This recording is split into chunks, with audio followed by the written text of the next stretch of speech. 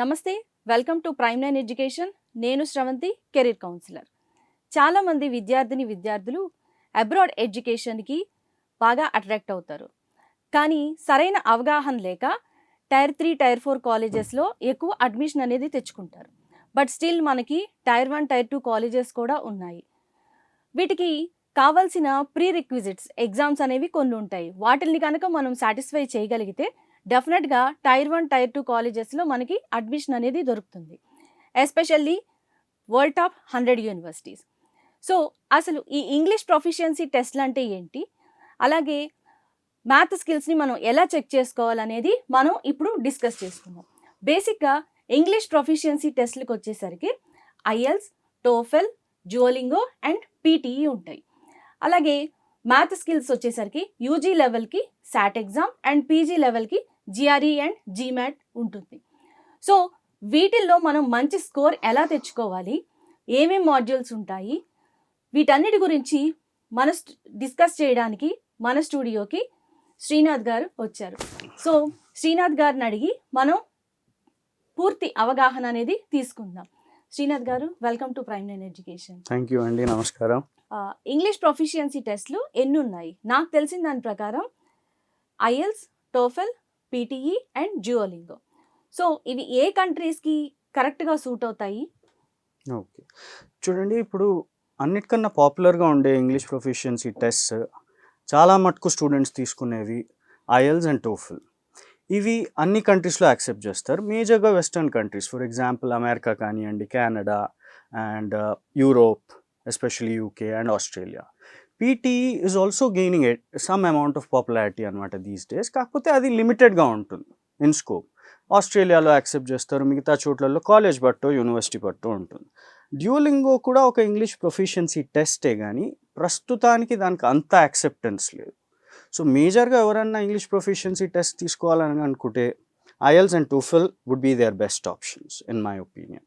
So ఇవి compulsory ఈ టెస్ట్లు తీసుకుంటేనే మనకి టైర్ 1 కాలేజెస్లో అడ్మిషన్ దొరుకుతుందా, లేదా వితౌట్ ఈ test, without this test we can go to tier 1 colleges? చూడండి, ఇప్పుడు as you said initially tier 3, tier 4 కాలేజెస్కి అయితే ఇవి అవసరం లేదు. టైర్ 1, టైర్ 2 కాలేజెస్లో కొన్ని colleges might say that you don't have to take the IELTS or the TOEFL. అలా అని చెప్పి తీసుకోకుండా ఉండకూడదు, ఎందుకంటే admission depends on your score and at the same time scholarship also depends on your score. ఒక student test తీసుకోకుండా apply చేశాడు అనుకోండి, ఇంకో స్టూడెంట్ టెస్ట్ తీసుకుని అప్లై చేస్తే ప్రిఫరెన్స్ ఆ ఇంకో తీసుకున్న స్టూడెంట్కి వస్తుంది. అందువలన it is recommended that even if it is not mandatory when you're applying to really good universities, the top 100 universities across the globe, appear for either the IELTS or the TOEFL, so that me scholarship chances improve అవ్వచ్చు, మీ application accept అయ్యే chances కూడా చాలా improve అవ్వచ్చు. శ్రీనాథ్ గారు, ఇప్పుడు like మీరు చెప్పినట్టు IELTS, TOEFL and డ్యూయోలింగో, PTE ఉన్నాయని చెప్పారు కదా. సో అసలు ఇన్ని రకాల టెస్ట్లు ఎందుకు? జనరల్గా అసలు ఒక టెస్ట్తోనే కంటిన్యూ చేయొచ్చు కదా. So IELTS is from different company, TOEFL is from different company, so PTE is for different company. So ఎందుకు ఇలాగా? అంటే వీటి మధ్యలో ఏదైనా డిఫరెన్స్ ఉంటుందా? సో బేసికలీ ఈ ప్రొఫిషియన్సీ టెస్ట్ అనేవి అన్నీ ఒకళ్ళ ఇంగ్లీష్ కమ్యూనికేషన్ అబిలిటీస్ని టెస్ట్ చేస్తాయి. అవి ఎలా టెస్ట్ చేస్తాయి? వాటిలో 4 మాడ్యూల్స్ ఉంటాయి: reading, listening, writing and speaking. 2 of these are called receptive skills. For example reading and listening. ఇందులో ఏంటంటే భాష మీ ముందే ఉంటుంది, దాన్ని అర్థం చేసుకుని మీరు ఆన్సర్స్ చేయాలి. మిగతావి productive skills, writing and speaking. Questions మీకు వస్తే you have to produce language.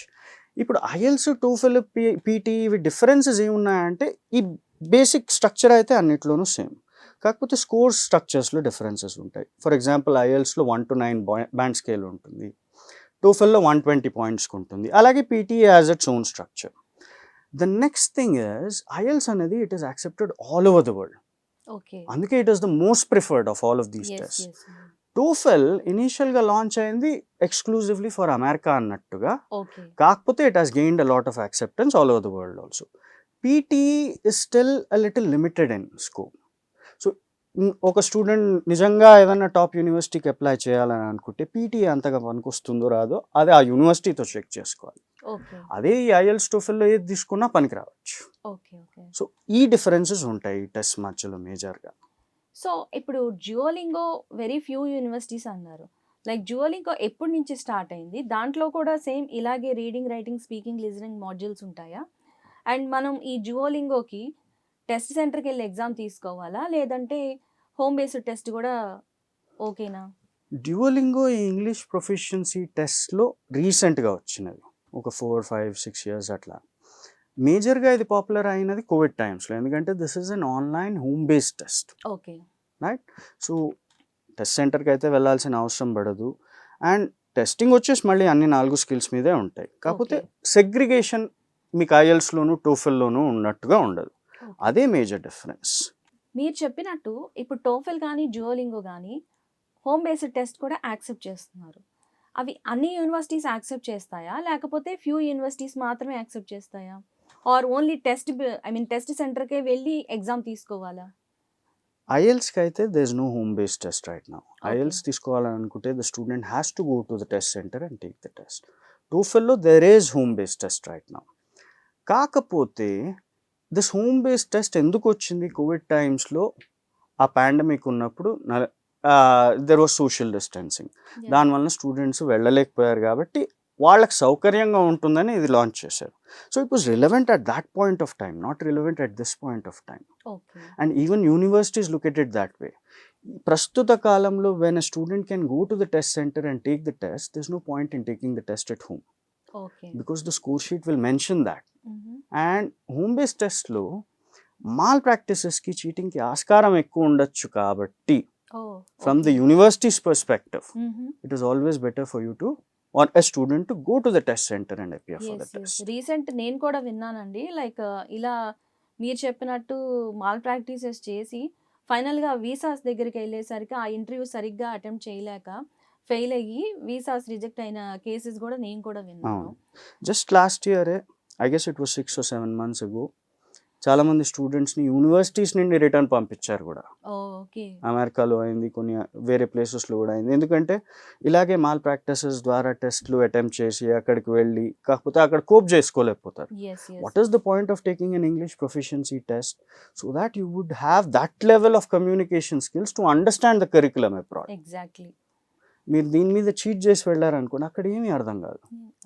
So ఇలా జరగకుండా ఉండాలంటే it's better for students to go to the test centers and appear for the test. So actually as a student counsellor జనరల్గా మా దగ్గరికి counselling వచ్చిన వాళ్ళు అడుగుతారు, మేడం మేము ఏ టెస్ట్ని ప్రిఫర్ చేయాలి అండ్ మాకు ఎక్కువ స్కోర్ ఏ టెస్ట్లో వస్తుంది అని.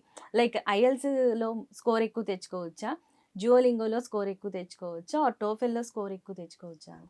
అంటే పీటీ మీరు అన్నట్టు that is separate, that is particularly only for Australia and very few universities మాత్రమే యాక్సెప్ట్ చేస్తాయి పీటీని. సో మీ ఉద్దేశంలో మనకి ఏది బెస్ట్ అంటారు అండ్ స్టూడెంట్ పర్స్పెక్టివ్లో ఏది ఈజీ అంటారు? ఫస్ట్ ఆఫ్ ఆల్, ఏదో ఈ 3 టెస్ట్లలో ఒక టెస్ట్ ఈజీ కాబట్టి నేను దీనికి అపియర్ అవుతానని అనుకోవద్దు. The most important factor is whether the university you are applying to has that requirement or not.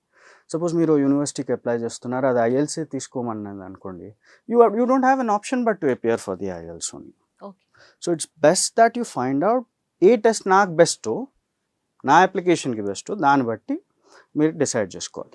రెండోది, ఈజీ అనేది this is a very subjective matter. కొంతమందికి they find IELTS very easy to deal with, కొంతమంది they find TOEFL very easy to deal with. So I would say ఎక్కడికి వెళ్ళినా, coaching తీసుకున్నా, first of all ఏదో ఒక sample questions చూడడము, mock test ఏదో ఒకటి తీసుకుని ఈ 3 టెస్ట్లలో నేను దేంతో ఎక్కువ మటుకు కంఫర్టబుల్గా ఉన్నా, దేనిలో నేను ఎక్కువ స్కోర్ చేయగలుగుతా, and at the same time will this score be accepted by my university, ఇవి చూసుకుని ఏదైనా టెస్ట్ తీసుకోవాలి. అంతేగాని ఇది ఈజీగా ఉంటుంది, దీనిలో స్కోర్ ఎక్కువ రావచ్చు అని తీసుకోకూడదు. ఇప్పుడు మనకి స్టూడెంట్స్ వచ్చేసరికి కంప్లీట్గా రూరల్ బ్యాక్గ్రౌండ్ నుంచి ఉంటారు, అలాగే సిటీస్లో పెరిగిన అర్బన్ బ్యాక్గ్రౌండ్ నుంచి కూడా ఉంటారు. సో ఇప్పుడు ఎవరికి ఎంత టైం పట్టొచ్చు అంటారు? లైక్ సిటీలో పెరిగిన పిల్లలకి ఐ మీన్ చిన్నప్పటి నుంచి వాళ్ళు కొంచెం ఇంగ్లీష్ మీడియం స్కూల్స్ కాలేజెస్లోనే ఉంటారు. అండ్ ఇక్కడ సపోజ్ మనం హైదరాబాద్నే తీసుకుంటే మల్టీ కల్చరు, డెఫినెట్గా ప్రతి ఒక్కరికి 2-3 లాంగ్వేజెస్ అనేవి వస్తాయి. ఇప్పుడు రూరల్ బ్యాక్గ్రౌండ్ ఉన్న స్టూడెంట్కి ఎంత టైం పట్టొచ్చు అంటారు? అలాగే సిటీస్లో చదువుతున్న పిల్లలకి ఎంత టైం పట్టొచ్చు అంటారు? లైక్ నాకు తెలిసి కొంతమంది ఏమంటారంటే కొంచెం క్యాపబుల్గా ఉంటే 1 మంత్లో మేము ఫినిష్ చేస్తాము అని అంటారు. ఇది ఎంతవరకు correct? Or they perfect? See, again, unless a student's communication skills are very good, 1 monthలో టెస్ట్ అపియర్ అవ్వడం అనేది అంత మంచిది కాదు. సో ఒక స్టూడెంట్ నిజంగా చాలా బాగా కమ్యూనికేట్ చేయగలుగుతున్నాడు, ఆ స్టూడెంట్కి రీడింగ్ ఎబిలిటీ ఉంది, రైటింగ్ ఎబిలిటీ ఉంది, అటువంటి స్టూడెంట్స్కి 1 మంత్లో అయితే చేయగలుగుతారు. ఇన్ఫ్యాక్ట్ 20 డేస్లో కూడా చేయొచ్చేమో, because there are always students of that kind. Next thing, ఈ అర్బన్ రూరల్ స్టూడెంట్స్ అన్న కంపారిజన్లో ఎప్పుడు urban students will do better than rural students అని నేను అనుకోను. Because over the last 10 years or so in my teaching experience, I've seen that rural students are doing equally good, just as good as your urban students. And sometimes my rural students have done better than the urban students as well. It all depends on the timeline you have for coaching and when you're going to decide for the appear for the test. Urban students ki, yes, there is this advantage ఎందుకంటే ఈ మధ్య కాలంలో చాలా international schools ఉన్నాయి, and స్కూల్స్లలోను ఇంట్లలోను there's a lot of emphasis on English communication ability. Rural స్టూడెంట్స్కి అది లేకపోవచ్చేమో, అయినా కూడా they are catching up. So I would say ఎటువంటి స్టూడెంట్ అయినా 45 days మినిమం ఇచ్చుకుంటే మంచిది. అండ్ రూరల్ స్టూడెంట్ ఎవరన్నా ఉన్నారు, రూరల్ బ్యాక్గ్రౌండ్ నుండి వస్తున్నారు, తెలుగు మీడియమో హిందీ మీడియమో అనుకుంటే, ఫస్ట్ ఆఫ్ ఆల్ వాళ్ళ లెవెల్ ఏంటో వాళ్ళు కనుక్కోవాలి. దానికి ఒక మంచి ఇన్స్ట్రక్టర్ కావాలి, ఫ్యాకల్టీ కావాలి. కూర్చుని ఎన్నాళ్ళు నేను ప్రిపేర్ అవుతే నాకు మంచి స్కోర్ రావచ్చు, దాన్ని బట్టి. మీరు చెప్పినట్టు లైక్ స్టూడెంట్స్కి సెల్ఫ్ ప్రిపరేషన్ సరిపోతుందంటారా, లేదు ఒక పర్టికులర్ ట్రైనర్ అయితేనే పర్ఫెక్ట్ అంటారా? సెల్ఫ్ ప్రిపరేషన్లో తప్పేం లేదు, కొంతమంది స్టూడెంట్స్కి సరిపోవచ్చు కూడా. Because there are different kinds of students, high ability ఉన్న వాళ్ళు ఉంటారు, లో ఎబిలిటీ ఉన్న వాళ్ళు ఉంటారు. Self preparation is useful, is beneficial to such students. కాకపోతే ఎప్పుడైనా ఒక ఫ్యాకల్టీ మెంబర్ ఎవరో ఒకరు గైడ్ చేసే వాళ్ళు ఉంటే, someone who has knowledge about the test, who knows the test inside out, అటువంటి వాళ్ళు గైడ్ చేసేటప్పుడు ఏంటంటే హయ్యర్ స్కోర్స్ రావడానికి ఆస్కారం చాలా ఎక్కువ. ఏం స్ట్రాటజీస్, టైంని ఎలా మేనేజ్ చేయాలి, ఒకళ్ళ స్ట్రెంగ్స్ ఏంటి, వీక్నెసెస్ ఏంటి కనుక్కొని ప్లాన్ చేస్తే ఎప్పుడైనా స్టూడెంట్ బెటర్. కాబట్టి self preparation is good, especially high ability students గురించి మాట్లాడుతున్నా. కానీ కొంచెం అన్నా they should take advice or guidance from a faculty member or an instructor. Okay. So రెగ్యులర్గా మా దగ్గరికి అప్లికేషన్ అసిస్టెంట్స్ కోసం వచ్చే వాళ్ళు వాళ్ళ ఐఎల్స్ మాడ్యూల్స్ కనుక చెక్ చేసుకుంటే బ్యాండ్ స్కోర్సు లైక్ లిజనింగ్లో they are okay and speaking also somewhat better, but remaining 2 modules like reading and writing చూస్తే చాలా పూర్ పెర్ఫార్మెన్స్ ఉంటుంది. సో అలా ఎందుకు జరుగుతుంది? లైక్ లిజనింగ్ అండ్ స్పీకింగ్ బాగానే చేస్తున్నారు కదా, సో రీడింగ్ రైటింగ్ దగ్గర ఎందుకు వెనకబడుతున్నారు అంటారు? ఫస్ట్ ఆఫ్ ఆల్ మనము లిస్నింగ్ అండ్ స్పీకింగ్ ఎందుకు బాగా చేస్తున్నారో అర్థం చేసుకోవాలి. మోస్ట్ స్టూడెంట్స్, చాలామంది స్టూడెంట్సే కాదు మనం కూడా, at some point of time every day we use a little bit of English ఎక్కడో అక్కడ కాన్వర్జేషన్స్లో, రైట్? అండ్ మూవీస్ చూస్తాము, కొన్ని పికప్ చేసుకుంటాం ఫ్రేజెస్, ఎక్కడొక్కడ ఇది అవుతూనే ఉంటుంది రెగ్యులర్గా, కాబట్టి స్పీకింగ్ బాగానే చేయగలుగుతారు. లిస్నింగ్ కూడా వచ్చేసి అది రిసెప్టివ్ స్కిల్స్లో రీడింగ్ కన్నా కొంచెం ఈజీ, ఎందుకంటే all said and you have to learn how to listen, right? రీడింగ్కి వచ్చేసి కష్టం ఎందుకు పడతారంటే they don't have a prior reading habit and there's a lot of information. ఇప్పుడు ఒక రీడింగ్ ప్యాసేజ్ ఐఎల్స్లో వచ్చిందంటే there can be 700 to 1000 words, అంటే మల్టిపుల్ పారాగ్రాఫ్స్. అవి చదవగలగాలి, అనలైజ్ చేయగలగాలి, ఆ ఇన్ఫర్మేషన్ని రీటైన్ చేసుకుని ఆన్సర్స్ పెట్టుకుంటూ పోవాలి. సో ఇదేంటంటే ప్రయర్ ఎక్స్పీరియన్స్ లేకపోతే వాళ్ళకి కష్టాలు, they would face some difficulties. And at the same time writing కూడా a lot of people get this wrong. Just because a student is able to speak well, it will not translate into good writing in the perspective of the IELTS. ఎందుకంటే IELTS రైటింగ్లో వచ్చేసి there are certain criteria that the test taker is expected to meet. ఇవి తెలుసుకోవడం చాలా important. These are the reasons why ఈ స్కిల్స్లో they fall behind. Srinath గారు, ఇప్పుడు ఒకాబులరీని అసలు student ఎలా ఇంప్రూవ్ చేసుకోవాలి, లైక్ ఏ టైం నుంచి ఇంప్రూవ్ చేసుకోవాలి? Suppose if a student is targeting for UG foreign కంట్రీలో వెళ్దాం అనుకుంటున్నాడు, సో ఎప్పటి నుంచి స్టార్ట్ చేసుకోవాలంటారు vocabulary improvement especially? I would say high school నుండే మ్యాక్సిమం 8th 9th నుండి స్టార్ట్ చేస్తే better. And it has to be very organic. నేను రోజు కూర్చుని ఇన్ని వర్డ్స్ నేర్చుకుంటా, I will by heart the meanings అంటే అవ్వదు అది, ఓకే. రైట్?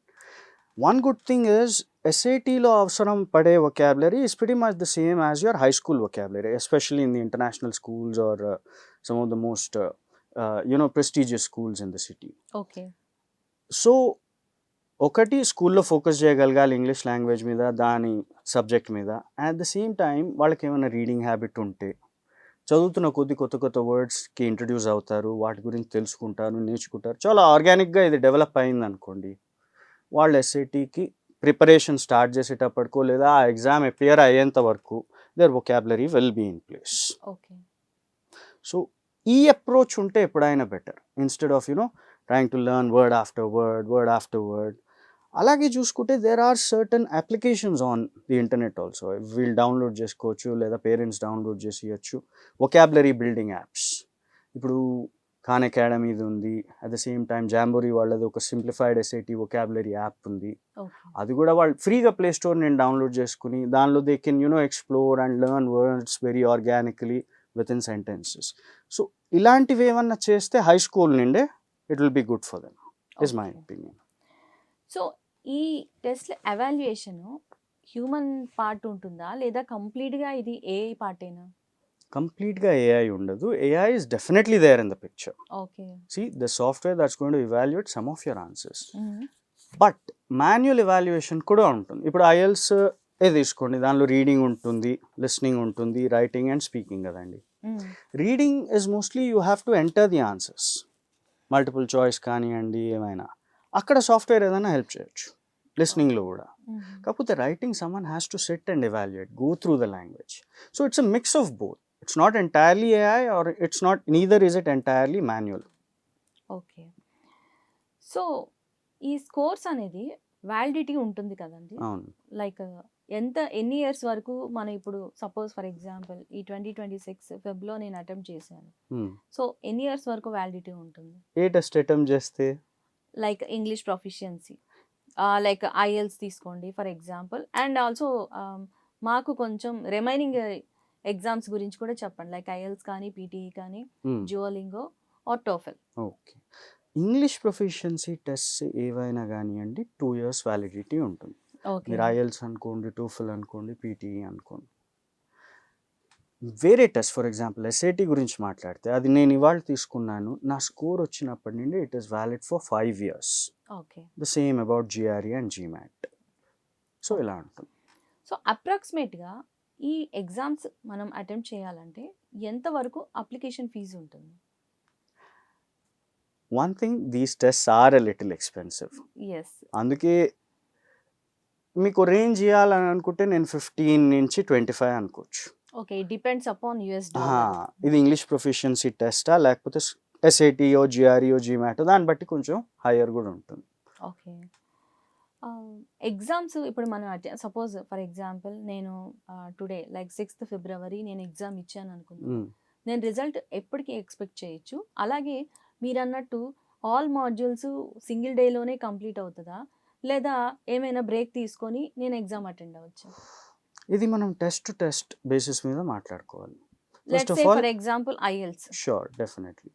IELTSలో 4 modules ఉన్నాయని మనం అనుకున్నాం. చూడండి, దీనిలో LRW which means listening, reading and writing. రేపు నాకు టెస్ట్ ఉంది, రేపు నా టెస్ట్ డేట్ అంటే my LRW will be held tomorrow in one go.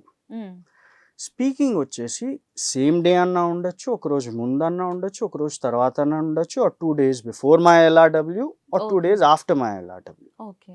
Right? So anything can happen here in the case of IELTS. 3 days అనుకోవచ్చు.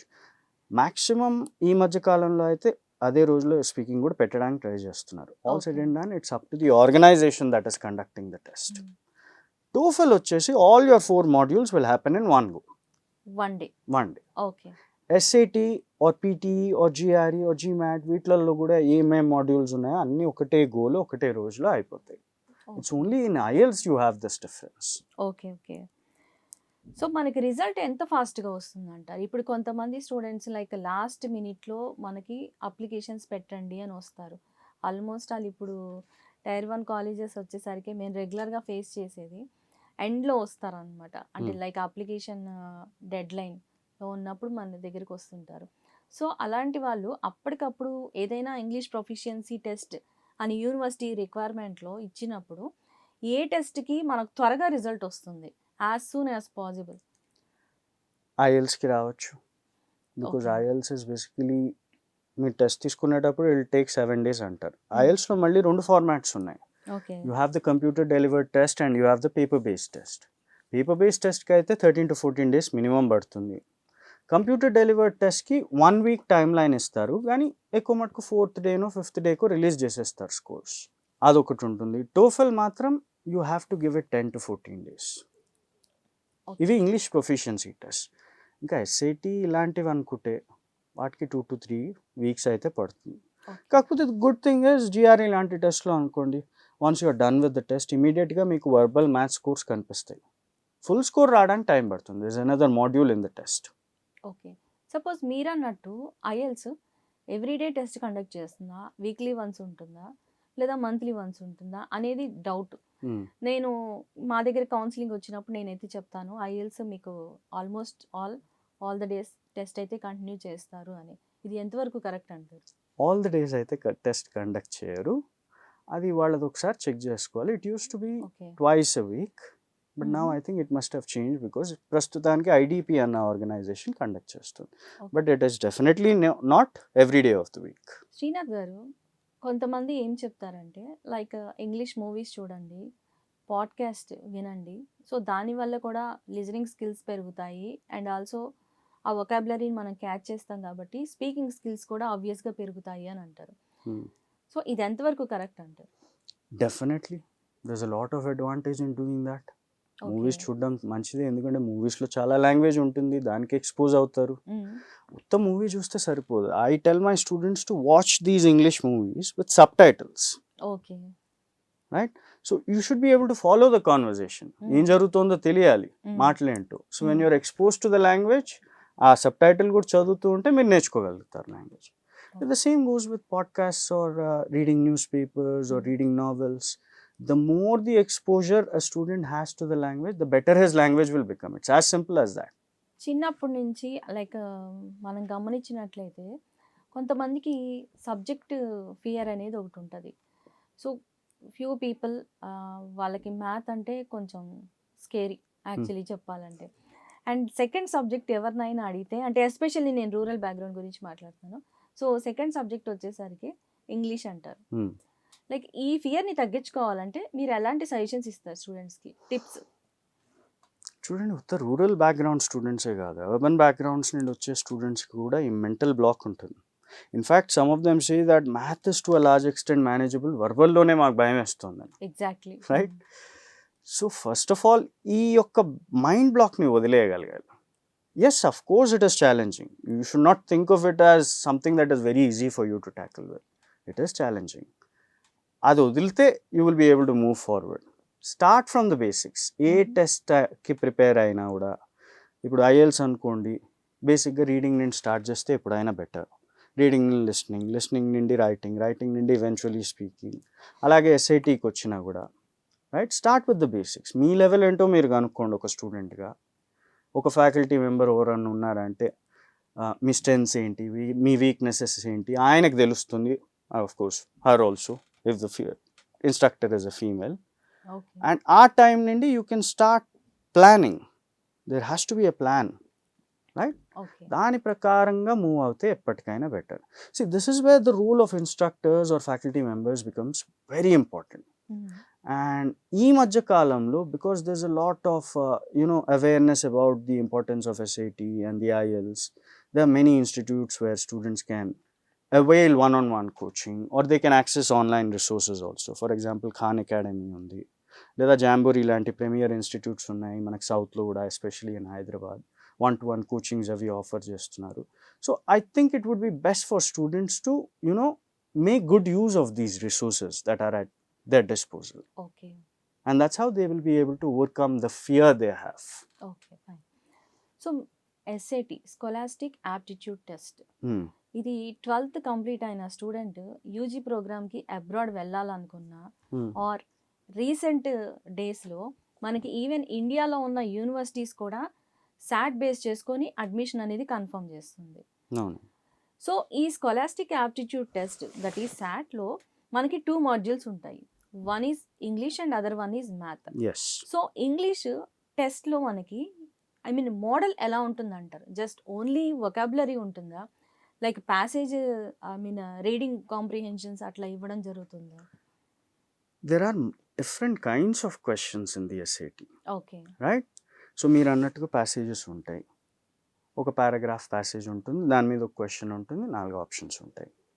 లేదా grammar based questions ఉంటాయి, or transitional phrases మీద. ఫర్ ఎగ్జాంపుల్ మనం ఇప్పుడే నేను వాడాను for example అన్న, right, or but, however, ఇట్లాంటి వర్డ్స్ని బేస్ చేసి కూడా ఉంటాయి. వొకాబులరీ క్వశ్చన్స్ ఉంటాయి. So it's not like this only this one question type, there are different question types. Okay. అంటే లైక్ వొకాబులరీ ఎన్ని మార్క్స్ ఉంటుంది, అలాగే ప్యాసేజ్ రైటింగ్ ఎలా ఉంటుంది? మార్క్స్ అంటూ మనం చెప్పలేమండి. Okay, it depends upon the paper. Yes, I'll tell you about the structure of each of the sections in the verbal part of the SAT. yes please. It's a section adaptive test. Okay. Verbal గురించే మాట్లాడతాను, English గురించి. దానిలో 2 sections ఉంటాయి. Every section has 27 questions. Okay. 27 questions. First సెక్షన్లో ఒక student చాలా బాగా చేశాడు అనుకోండి, if he manages to score 25 out of 27, the second section will become టఫర్. Okay. దీన్ని మనం సెక్షన్ అడాప్టివ్గా ఉండడం అంటాం. And to come to your question, ఇన్ని మార్క్స్ వీటికి ఉంటాయని మనం పక్కాగా చెప్పలేం, బట్ ఒక రేంజ్ ఉంటుంది. ఈ క్వశ్చన్స్ వీటి మీద రావచ్చు, ఈ క్వశ్చన్స్ దీని గురించి రావచ్చు. For example, in every section the first 4 or 5 questions would be vocabulary related questions. Okay. The next 10 to 12 can be reading comprehension based questions. Okay. దాని తర్వాత you will have 6 to 7 grammar questions. ఇలా. So you cannot be sure that so many marks will be allocated to these questions only, but you can be sure that at least so many questions will appear. Srinath గారు, ఇప్పుడు దాకా మీరు చెప్పిన like English proficiency test కానీ లేదంటే సాట్ vocabulary తీసుకుంటే మనకి వీటిలో ఏమైనా నెగటివ్ మార్కింగ్ ఉంటుందంటారా, లైక్ రిమైనింగ్ ఎగ్జామ్స్? ఎందులోనూ నెగటివ్ మార్కింగ్ లేదు, ఓకే. ఎస్పెషలీ ఎస్ఏటీలో దానిలో నెగటివ్ మార్కింగ్ ఉండదు. కాకపోతే అన్నీ అటెంప్ట్ చేస్తే మంచిది ఏ ఎగ్జామ్లో అయినా. Never leave a question unanswered. I tell my students, suppose ఈ క్వశ్చన్ ఉంది, 15 క్వశ్చన్ నాకు రాదు, మిగతా అన్నీ ఫినిష్ చేసి I'll come back to it okay. And I'll make an educated guess there. నాకు బిఓ సిఓ సరే ఇది ఆన్సర్ అవ్వచ్చేమో అని అనిపిస్తుంది, అది నేను మార్క్ చేస్తా. వర్కౌట్ అయిందంటే నాకు కొంచెం స్కోర్ పెరుగుతుంది, ఓకే. లేకపోతే నేను అటెంప్ట్ చేసినంత స్కోర్ అయితే నాకు ఎలాగైనా వస్తుంది. Okay. Right. And last question అండి, సపోజ్ ఈ ఎగ్జామ్ టోటల్ డ్యూరేషన్ ఎంత ఉంటుంది? మాడ్యూల్కి సపరేట్ డ్యూరేషన్ ఉంటుందా, లేదా ఆల్ 3 ఎట్ ఎ టైమ్? ఎస్ఏటీలోనా అండి? IELTS or TOEFL, English proficiency. ఐఎల్స్లో వచ్చేసి ఐఎల్స్ కానివ్వండి, టోఫెల్ కానివ్వండి, మాడ్యూల్కి సపరేట్గా టైమింగ్ ఉంటుంది. For Okay. Example in the IELTS లిస్నింగ్లో వచ్చేసి 30 to 35 minutes అవుతుంది, reading 1 hour, writing 1 hour, okay. స్పీకింగ్కి వచ్చేసి 11 to 14 minutes. అలాగే TOEFL has its own timing. Okay. ఎస్ఏటీకి వచ్చేసి it has its own timing structure also. వర్బల్కి ఇంత 1 hour 2 minutes అట్లా పడుతుంది, మ్యాథ్కి ఇంత టైం ఉంది. దిస్ ఆల్సో అ బ్రేక్ అనమాట. ఓకే. ఓకే. సో దేని టైమింగ్ దానికి ఉంటుంది. Okay. Thank you so much Srinath garu. So మీ సైడ్ నుంచి స్టూడెంట్ కంప్లీట్గా ఈ వొకాబులరీ ఇంప్రూవ్ చేసుకోవాలన్నా, speaking skills or writing skills, reading ఇలాంటివన్నీ ఇంప్రూవ్ చేసుకోవాలంటే ఒక సింగిల్ లైన్లో మీరు ఎలాంటి టిప్ ఇస్తారు? Expose yourself to the language as much as possible. Okay. Nothing beats that, right? అంతకన్నా ఎక్కువ ఏం చెప్పక్కర్లేదు. మూవీస్ కానివ్వండి, ఆర్ పాడ్కాస్ట్ కానివ్వండి, or move in the company of people who speak good English, exactly. Or you try to speak in English wherever you are. Yes yes. So exposure is very important. So చూసారు కదా, ఇప్పుడు దాకా మనకి శ్రీనాథ్ గారు ఇచ్చిన tips like IELTS exam గురించి కానివ్వండి, TOEFL, GRE, వొకాబులరీకి వచ్చేసరికి GRE and SAT exams. So ఇట్లాంటి వాటి గురించి ఇంకా మీరేమైనా తెలుసుకోవాలనుకుంటే డెఫినెట్గా కింద మా నెంబర్కి కాల్ చేయండి, మేము మీకు హెల్ప్ చేస్తాము.